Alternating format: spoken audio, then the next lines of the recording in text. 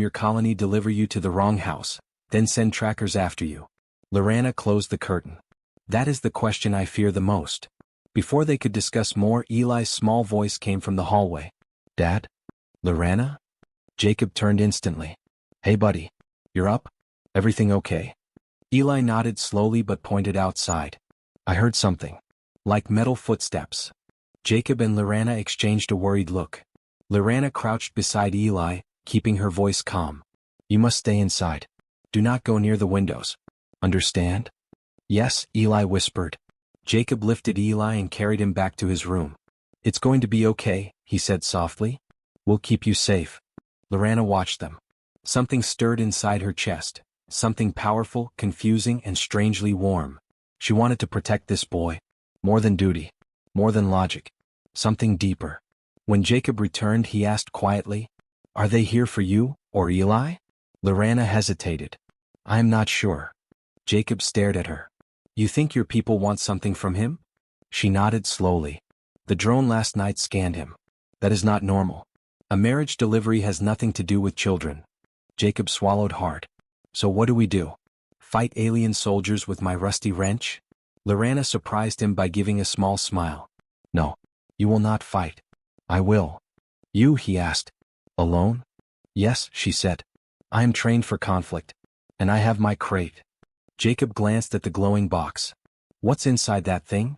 Tools. Technology. Defense equipment. But it only activates fully if my bonding file is opened. Jacob froze. You mean your marriage file? Yes. And it's locked because you're not bonded with the right guy. Yes. Jacob rubbed his temples. This is insane. Lorana agreed, but she didn't say it. Her people had strict rules.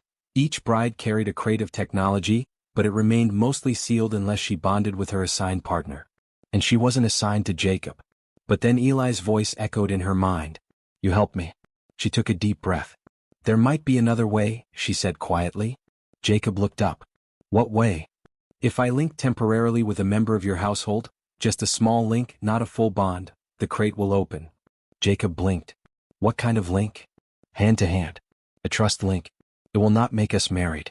It is a basic connection that allows emergency access. Jacob considered it. And that would let you defend us? Yes. It will activate my shield tech. He looked down the hallway where Eli was resting. Then he made his decision. All right, Jacob said softly. Do it. Lorana stepped closer, her heart beating faster than usual. She extended her hand. Jacob took it. A soft blue light grew between their palms. The crate beeped and glowed bright. Activation signal confirmed. Jacob stepped back shocked. That felt strange. Lorana nodded. It is done. The crate opened fully for the first time. Inside were shimmering tools, glowing panels, and a sphere of pure energy. But before Lorana could take anything out, a loud thud hit the front door. Jacob jumped. What was that? Lorana's voice was calm but cold. They have found us. She reached into the crate and pulled out a glowing device. Jacob's eyes widened. What now? Lorana stepped toward the door. Now, she said, we defend your son. The truth finally arrives. Night returned slowly across the small town, and the quiet streets fell into deep silence. Inside James's house, the air still carried the power from Myra's strange healing. Daniel lay asleep in his bed, breathing softly, looking peaceful for the first time in years. James sat beside him, still shaken. His hands trembled. His mind kept repeating the same question. Who exactly was this alien woman? Myra stood quietly near the doorway, her glowing eyes softer now. She looked almost human in the dim yellow light. But James knew she was something much more. For a long time neither of them spoke. Finally Myra stepped closer. Daniel will be fine, she said gently. His bones are stronger now. His joints are free. James let out a slow breath. Thank you. Don't know how you did it, but thank you. Myra lowered her head. I only did what I was trained to do. My people teach every bride to protect the future of the home she is given. Her voice carried sadness, like she was remembering something heavy. James studied her carefully. You healed him. But earlier, you said something. You said this marriage was a mistake. Myra looked out the window as if searching the night sky for courage. Yes, a mistake. I was sent to the wrong human. James leaned back in the chair, stunned. Then who were you supposed to marry? Myra turned and finally answered, A man named Aaron Keller. James froze. He knew that name. Everyone did. Aaron Keller, the richest, most powerful man in 3 planets. A man involved in secret alien markets. A man known for buying brides from off-world colonies. So it all made sense. Mira was worth something. More than James could ever imagine. And she ended up here, because of a delivery error. James rubbed his hands over his face. This is trouble, big trouble. If Keller ordered you, then he'll come looking for you. Mira nodded. He will come. And when he arrives, he will not be kind. The house felt colder. The walls seemed too thin to protect anyone. But then Mira added softly, "Yet I am glad I was sent here." James looked up in surprise. Glad? Why? Mira stepped closer, her voice barely a whisper. Because I met Daniel. And because I met you. James didn't know what to say. His life had been quiet, small, and lonely. He wasn't used to someone speaking to him that way. Before he could respond, Mira suddenly looked alert. Her body stiffened. James noticed the change instantly. What is it? She lifted her chin toward the window. Something is approaching. Fast. James moved to the window and looked out. Everything looked dark and normal. But Mira walked toward the door slowly, her senses sharper than any human. Stay with Daniel, she said quickly. I must check the air outside. James didn't want her to go alone, but he also knew she was stronger, faster, and far more aware than he was. She stepped outside. The moment she reached the road, she felt it, an invisible wave of energy moving through the sky. A quiet hum, too soft for human ears, too sharp for Earth machines. A spacecraft. Not large enough for an invasion. Not small enough for peaceful business. It was a hunter ship. Her whole body reacted in fear. Inside the house, James stood close to Daniel, waiting, anxiously listening for anything unusual. He tried to stay calm, but his heart kept pounding. A few minutes later, Mira returned. Her face showed the truth before she even spoke. They found me. James felt his chest tighten. Keller's people? Yes. They are scanning the town. They will be here by morning. James swallowed hard. We have to run. Mira shook her head. No. They will track me wherever I go. James looked frustrated. Then what do we do? Just wait and let them take you? Mira stepped closer, placing her cold hand over his. You protected me today. You protected Daniel. Now I must protect both of you. James met her glowing eyes. How? Mira turned toward Daniel's room. She looked at the boy with something deeper than affection. Something like purpose. When I touched Daniel earlier, she explained, I saw more than his pain. I saw his future. And I saw danger around him, danger brought by Keller's people. James felt fear cut through him. What kind of danger? Mira hesitated, voice filled with worry. If they learn I healed Daniel, they will take him too. James's heart nearly stopped. Why? Because healing energy is rare. Very rare. Only a few of my kind have it. And humans like Keller want to use it. They will test Daniel. They will try to learn what happened to him. James stepped back horrified. No. They will not touch him. Mira touched his shoulder gently. Then we must work together. We have only one night. James nodded slowly. What do we need to do? Mira looked toward the window, toward the stars, where danger was already traveling closer. We must prepare the house. Strengthen it. Hide Daniel. And when they arrive, we must face them together. James stared at her. This strange woman, an alien bride who was never meant to be here. And yet she stood in his home, ready to protect his son with her life. For the first time he understood something clearly. This was not just a delivery mistake. This was destiny. The final stand. James barely slept. He spent the whole night preparing the house just as Mira told him.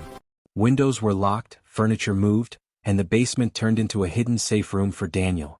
Daniel, still weak but healing fast, didn't fully understand what was happening. He only knew Mira had saved him, and now something was coming for them. Mira stood in the living room, perfectly still, her glowing eyes scanning the walls and roof as if she could see beyond them. James stepped beside her. Do you sense anything yet? Soon, Mira whispered. Their ship will land within minutes. James tightened his jaw. I still don't understand. Why would someone like Aaron Keller chase you across planets for one bride? Mira turned to him slowly. It is not because I am a bride, she said softly. It is because of my power. My world rarely produces healers. They are valuable. Too valuable. A human like Keller sees us as tools. James felt anger rising. Then he is not taking you. Not today. Not ever. Mira looked at him with a strange tenderness. You cannot fight them, James. They have weapons far beyond your world. Then we fight together, James insisted. Before she could respond, a sharp hum filled the sky, like metal cutting the air. They both rushed to the window. A small, dark gray spacecraft hovered above the street. It was smooth, oval-shaped, silent except for a low vibrating sound. Blue lights shimmered underneath it. It was not a welcoming ship. It was a hunter ship. James felt fear press into his chest, but Mira stood straight, calm, unshaken. The craft landed gently on the road. 3 armored figures stepped out. Their suits glowed with red markings, and each carried a long staff-like weapon crackling with blue energy. One of them spoke loudly, his voice amplified through a helmet speaker. Unit Mira 27. You belong to Aaron Keller. Come forward immediately. James felt fury rise inside him. She doesn't belong to anyone. The soldiers turned toward the house instantly. Mira placed a firm hand on James's arm. Stay behind me. She stepped outside slowly. The soldiers raised their weapons. The leader spoke again, voice colder this time. Your healing power is the property of the Keller Trade Alliance. You were purchased for a high value. You will return. Now. Myra's eyes glowed brighter, like 2 suns burning. No, she said. Not today. The soldiers aimed their weapons. Inside the house, Daniel watched from the basement stairs. His father had told him to stay hidden, but fear made him climb a step higher. He didn't want Mira to fight alone. Outside, Mira raised her hands slowly. Blue light formed around her palms, glowing, swirling like small storms. James watched her in awe and fear. The soldiers fired first. Bolts of blue electricity shot toward Mira. She moved her hands fast, creating a shimmering shield that absorbed the attack. The shield cracked like glass but held strong. James ducked behind the door. The sound shook the entire street. Mira shouted, James? Get inside with Daniel. But James refused. I'm not leaving you. She didn't argue again, she had no time. The soldiers fired a second wave. Mira spun her arm and pushed her energy outward. A shock wave burst from her, knocking one soldier off his feet. The other 2 held their ground. James grabbed a metal rod he kept near the porch. It wasn't alien tech, but he needed something. He ran forward. James, stop. Mira yelled. But he didn't.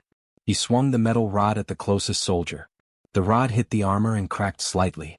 It wasn't strong enough to break through, but the hit distracted the soldier. Just long enough. Mira blasted him with a burst of blue light, sending him flying backward. James fell to the ground. Mira rushed to him. You shouldn't be out here. He looked up at her. You protected my son. I'm protecting you. Her expression softened, but only for a moment. A new sound filled the air. A deeper, louder hum. James looked up. Another ship descended. Bigger, heavier, faster. This one wasn't here to capture. This one was here to intimidate.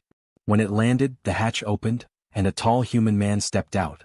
He wore a sharp black suit, his hair perfectly styled, his eyes cold and calculated. Aaron Keller. James felt his stomach twist. Keller walked forward slowly, smiling like he had already won. Mira, he said in a smooth voice, you've given me a very long chase. Mira stood in front of James, shielding him. I will not return to you, she said. Keller smirked. Oh, you will. Because you have no choice. Your healing power will make me richer than any man alive. James stepped forward angrily. She's not your property. Keller glanced at him with mild interest. And you are. James lifted his chin. Her protector. Keller laughed. A human farmer protecting an alien healer? How charming. How useless. Myra's energy flared. Don't you touch him. Keller raised his hand. Enough.